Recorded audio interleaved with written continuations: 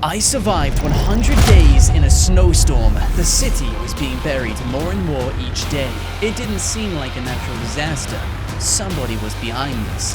But how do I know? And when did it all begin? Day 1. The day began cold and gloomy.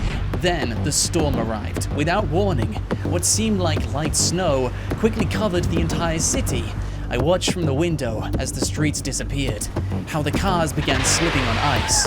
Nobody was prepared for this until I turned the radio on. Snow is covering the entire city with no signs of stopping. It's an unprecedented weather phenomenon, the weather service recommends. Before they could finish, they got cut off. So I put the fire on, stayed indoors, and waited until I ran out of food on day 7. It hasn't stopped snowing, and as I head outside, people are still driving around the city. Many people are crashing, and many are struggling to survive, including ourselves, which is why we went to the local shop. Luckily, they didn't close. They're still selling food, but we had to join the queue. They weren't messing around. When I got into the store, I was allowed to buy one thing and leave. They didn't look like they were willing to budge, so I followed the rules. As I drove back, I had to take a detour. That's when I discovered a food truck that had crashed. The driver wasn't responding, so I opened the back and took everything he had. Water, food, supplies. I did it quickly in case somebody saw me. I remember seeing the police patrolling the streets earlier. Afterwards, I thought I was safe, but when I started my engine, nothing. My car couldn't start. I tried again, and phew, it worked. I drove back home, put the fire back on, and made myself some dinner. Day 12. It's very cold. It hasn't stopped snowing, and unless I start doing something soon, we're going to be buried. So in an attempt to save myself, I pushed open the door and got into my car. Except it wasn't working. I tried, but this time, the engine had finally frozen. I thought we were stranded. It's too cold to walk. But when I opened my garage, I realized there was another car, and this one actually worked. I got in and drove into the city. That's when I realized how cold it actually was. When we got to the clothes store, somebody barricaded the entrance. We couldn't kick it down either, so we made a quick detour to find something I could use to break the barricade down. But that was a mistake, because inside the store was a trap, and we walked straight into the middle of it. Tied up onto the ground, I was surrounded by other unfortunate people. One of them was dragged away, and that's when I heard a bang. Sent shivers down my spine. Luckily, Franklin always carries a knife with him, and he used it to untie himself. The moment they turned their back, he made his move, took the bad guys down, and rescued everybody else. We all stocked up and prepared ourselves. Then as I left, they followed me and didn't want to leave my side. Now we're a team. After leaving my car, the engine froze on me again. Clearly, they can't be left outside for too long. It's just that cold.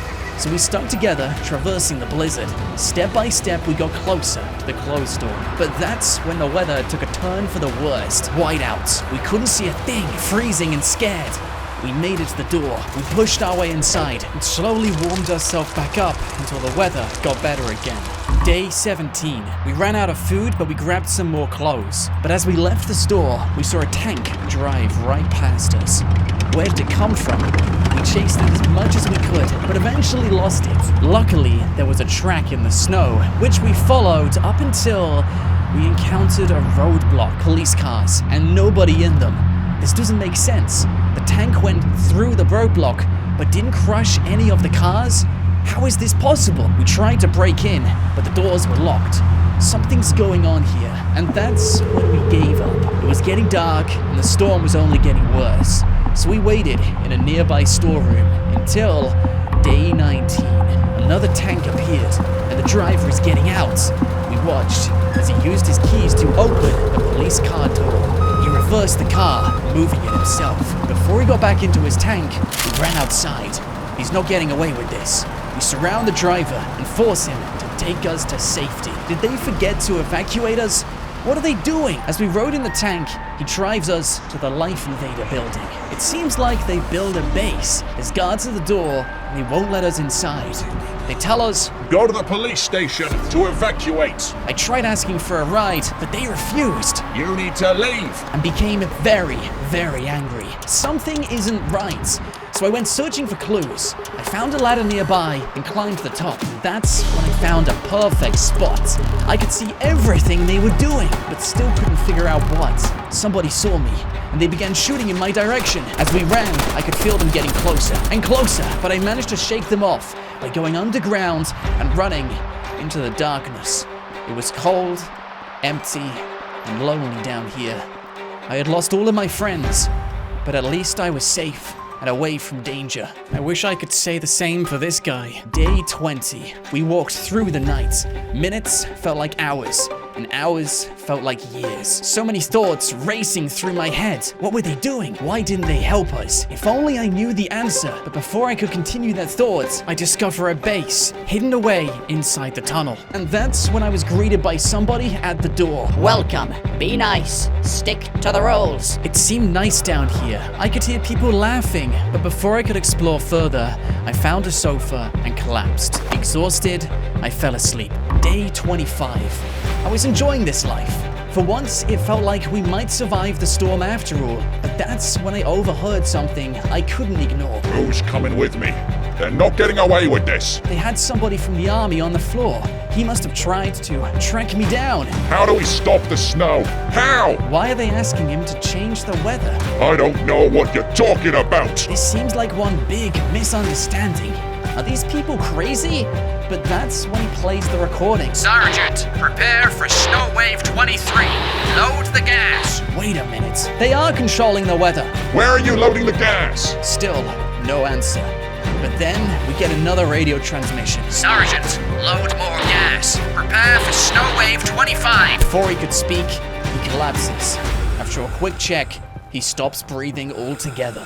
Whatever he's keeping secret, it's clearly more important than his life. They continue scanning the radio, trying to find more answers. Whatever they're searching for, I hope they find it. Day 32. After a week of searching, they discover a frequency. It's weak, but a couple of words can be heard. More gas. Drill further. Don't stop. City. Cover. Factory. That's the one. They're at the factory. That must be the word they wanted. The factory. Whatever they're doing, it's happening at the factory. I couldn't stay here longer. They needed me, and I need to find answers. At first, I thought this was a storm, the worst in history. But it seems like something more sinister is going on. Could the army be behind this? Could they be creating the blizzards, dropping the temperature? And if they are, why? I stopped this thought because the way we came in is now buried in snow. We light fires and melt what we can, but it takes an entire day to reach the top. Day 33. Back on the surface, it's clear the snow isn't stopping. The layers are deeper.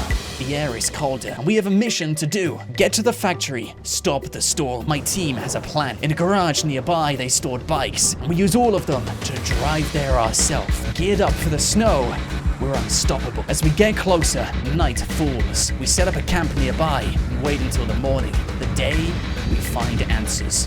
Day 34. I can see the factory, and there's a lot of people guarding it. Something's being burnt and let into the atmosphere. Could this be what's causing the ice age? Or is this one big misunderstanding? We don't risk getting caught, so instead sneak as close as we can. Climbing over the fence and into the car park. Hiding behind vehicles, we hear a conversation. More gas! Pump it into station number 13! He drives the tanker towards us and begins pumping, but what is it? Before we can find out, we hear a siren. It's loud. We've been caught. We run out of the base, back over the fence. But the siren wasn't for us. It was for them, because they'd begun another cycle, and suddenly the weather gets even colder. How is this possible? Before we can find out, we've been rumbled. Day 37. I'm still alive. I wish I could say the same about the others. One of them remembers me from earlier and wants to know everything before taking me out. I knew this was a bad idea, but I had to find answers. He hits me again. My eyes close for what could be the very last time. Day 38. I'm moving, but I don't know where. And there's other people lying on top of me. Gross. They must have discarded me with the others. Except I'm still alive. Why? But the truck stops, and before I can crack a smile, somebody opens the back. Somebody grabs my feet, and when I look up, I see Trevor's face. He's angry with me. What do you think you're doing? Is this a coincidence? Did he save me? If I didn't do something, they would have finished you. He did! He saved me! I asked him what he was doing there, but all he can say is, You're in well over your head. Go home, light a fire, eat food, and wait this out. Trust me. He drives me back home, except the snow is so deep I can't even get inside anymore. Whoa. Trevor says. I ask, why is it still snowing, Trevor? But instead of answering me, he gets into his car and drives away, leaving me stranded with nowhere to go. So I walk to the nearest building, go inside, and wait out the storm with the remaining supplies I have. It's not much, but enough to last me a few more days. Day 47. I lasted longer than I thought, but I have to leave. More snow. Nearby is a vehicle trapped in it. I get inside and take the car. I have nowhere to go. The storm is only getting worse. But as I get closer to the city, I notice something. A flare from a building. It's the FIB. I park outside, break in through a window, and head up to the roof. What I find changed everything. The agent is standing there, his family around him, and somebody from the army. He tells me, The army betrayed me. They took out my family. We have to stop them. Listen to me.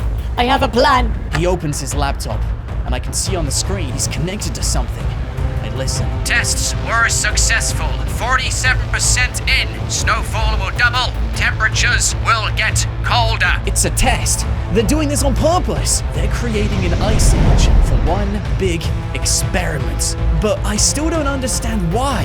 And then he tells me this. I was paid $10 million to locate gas supplies. But when I couldn't find any more, they came to eliminate me. We have to stop them. This is horrible. I can't believe they would do this to him. Can't believe they would do this to the world. But can they be stopped? And how do we stop them? Before he can say another word, we hear helicopters. And on the horizon is 2 military choppers coming our way. Quickly, we run downstairs, but they saw us and landed on the roof. I forgot to lock the door. We need to hide. It's dark, cold. We're being hunted. We need to find them first. But these guys, they're trained well. They know what they're doing, and they find my friend. Unfortunately for him, they don't hesitate. But neither do I. I step out and take them both down. That was lucky, at least for me, because when I check on my friend, he's been hit. And I don't think he'll survive either. He gives me a USB and tells me, Plug it in. It'll tell you everything you need to know. I leave him alone and walk away. I said my goodbyes. Now he's saying his. If this storm really is an experiment, we better have a good reason for it. I go upstairs, plug it in, and listen. Classified. Locate gas supplies capable of causing snowstorm, reducing temperatures, creating ice age. Expected survival rate 0.1%. Report to factory for deliveries and communication. That's it. We're breaking into that factory. Whether it's the last thing I do. In haste, I take one of the helicopters and fly to the factory, but I wasn't expecting to find the place empty and covered in snow. How is this possible? Did the experiment fail? The engine cuts out, and I begin to crash. Before it's too late, I pull the eject button and parachute to my safety. Everybody's gone. I don't know where. The blizzard gets worse, and I go to a small office inside the factory, set up a camp, and rest. On day 48, I wake up. That's when I find a radio. I switched it on and heard a recording. Position compromised. Pick up. Activate Plan B. What do they mean, Plan B? Realizing we're back to square one, I set off to look for clues. But little did I know, I was being watched. Day 52. I wake up deserted, without clothes, supplies, or anything. Somebody has looted me, and my leg was badly injured. I can barely walk. I can barely see. I take whatever steps I can until I see lights. It's a vehicle, and it's getting closer. They spot me, and for some reason, help me out. It doesn't matter if they're nice or not, I'm just glad to be safe. We spend the next 2 days driving across the states until we arrive in Paleto Bay. It doesn't look as buried, but it's still covered in snow. They take me to the sheriff's station and help me out. I'm injured badly and need to rest, but when I'm back on my feet, I'll tell them everything I know. Day 68. 2 weeks later, I'm back to normal again, but soon enough, we're going to have to move. The snow has gotten deeper, and there's only so much digging they can do before it all collapses back down onto them. I go over to the sheriff, and before I can open my mouth, he says, I know. and takes me into the back with the others. They've been waiting for me, and Trevor's with them too. He celebrates, happy I'm still alive. They have plans on the table, blueprints, and are ready to stop the Ice Age. We're going to stop the Ice Age. Who's with me? Without hesitation, I join up with them, because at this rate, if we don't do something soon, nothing will be left. Whilst I was sleeping, Trevor had organized rangers to scan the bottom of the mountain. They found electromagnetic anomalies and a high distribution of carbon dioxide gas, a key component for creating an ice age. They've traced it to the peak and has organized a group to climb the mountain today. I join in and away we go,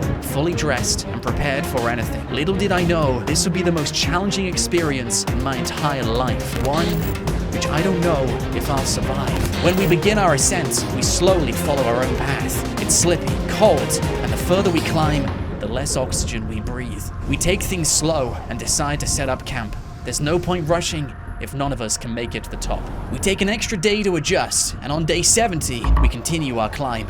Today we want to push harder than before and make some real difference, but we have to be careful. One wrong move and we could cause an avalanche, sweeping us from beneath our feet. As we climb higher, we make a discovery. Somebody from the army has been left behind.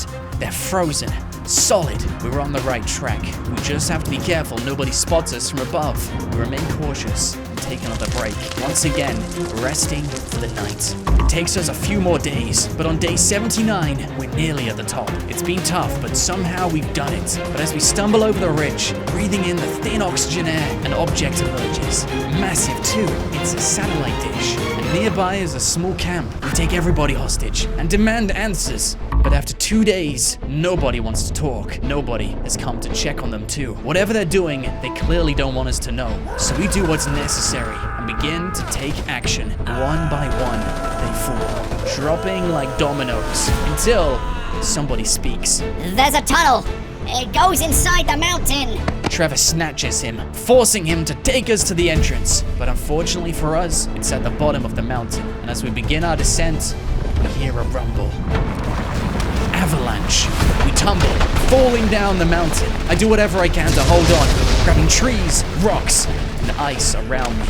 But to no avail. We black out until I open my eyes. Awake in the middle of a blizzard, I search for my friends. Most of them are buried, nowhere to be seen, except for Trevor, who's still holding the hostage. Somehow they're both alive. We continue our adventure to the bottom of the mountain and discover the tunnel he was on about. All of us go inside, and only one of us will leave alive. This place is haunting. For the first time, I can feel heating, warmth being pumped from the heaters around me. It's empty, yet somebody built this. We walk deeper into the mountain and encounter a hurdle, a locked door which only our friend can open. As he enters the code, he tricks us, setting off the alarm. We ditch him and hide in the barrels nearby. The army appear and find him. They shoot him on the spot, locking the door behind them. As we approach the door, it's locked again, so we continue to hide until we get another chance at going inside. After a few more days, somebody else approaches in a vehicle. They get out and unlock the door. We grab them and follow them inside. There's guards everywhere, and we take action, taking everybody down. Somehow, Trevor and I survive. We clear the area out and keep moving forwards, eliminating anyone who tries to stop us. I find a computer, switch it on, and discover the truth. They are behind the Ice Age. How could they do this? As we go further into the building, we find the general, surrendering on his knees with his hands behind his head. Trevor gets ready to take him out, but he warns us that if we take him down, You'll never stop the Ice Age. It'll get worse and spiral into a freeze that could last centuries. we demand answers, and that he fixes all of this. He admits, It's a military training experiment from high orders above me. They want to see the effect of an Ice Age on the human population. I was just following orders. orders which no one signed up to. They didn't give us a warning, they didn't even evacuate us. So Trevor gives him one last chance. You have to stop this. You're destroying the world. We can reverse this, but not for a few more days. We're waiting for a delivery of gas that reverses all of this. It's scheduled to arrive in 5 days. We ask if it can come any sooner, but he says, That's not possible. They'll know something's wrong. so we set up a camp and wait however long it takes. And 5 days later, he knows his time is running out. If he's lied to us, we're not going to be happy. But just as we begin to lose our patience, he gets a phone call. We put it on speaker, The trucks have set off. 3 p.m. arrival, sir. and that's 7 hours away. so we wait just a little bit longer. But after 2 days of waiting, there's no deliveries, no trucks. What's the holdup? I think something's gone wrong. I have no choice but to believe him. Clearly these trucks were coming, but where could they be? I decide to go out myself, taking one of their snowmobiles. But when I open the door to the world, I realize that was one massive mistake. It's even colder than before, and I can already feel myself freezing. A few more minutes up here, and we'll be in real danger. But before I can panic, I spot one of the trucks. It's stuck in the snow, and the driver is inside, alive. I jump in. He tells me, I'm stuck. I need a push. I try to help him on my snowmobile, but it's no use. I need a vehicle that's heavier than this. So I go searching for something bigger, but everywhere is covered in snow. I can't see another vehicle for miles. I find a tree and drag it to the truck, wedging it underneath. Luckily, this works. It gets it out of the snow. As he follows me to the entrance, we arrive safely. And when I get inside, Trevor's still with the general. We load the gas into their machine and release it into the sky. I check the thermometer. It's working. It's getting warmer. But after a few minutes, we make a grave mistake. Trevor turns his back and the general takes him down. Before he goes for me, I stop the general in his path. And then I sit by Trevor's side, hoping he'll wake up. But this time, he's gone for good. Exhausted, defeated, I wait just a few more days until day 100. As I leave the base, all of the snow is melted. The ground is wet, and only the destruction is left behind. I'll never forget this ice age, and I'll never forget how it all began.